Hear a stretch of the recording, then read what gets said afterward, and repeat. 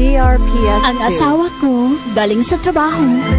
Aray! Ang sakit ng aking katawan, Han! Ako ang bahala sa'yo. Halika, imamasahe kita.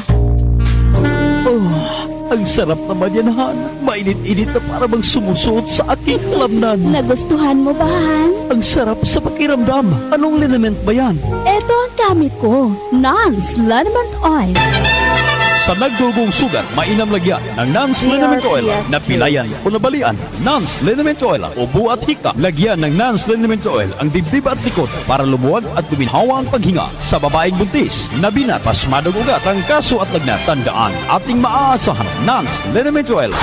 Kung may rayuma ka, arthritis, varicose veins, pananakit ng kalamnan at kasukasuan, gamitin mo kaibigan ang Nance Liniment Oil.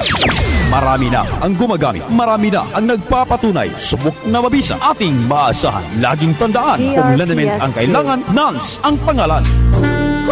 Isa pa nga. Gusto mo pa? Ng masahi. Nance Liniment Oil, mabibili sa lahat ng mga butika nationwide.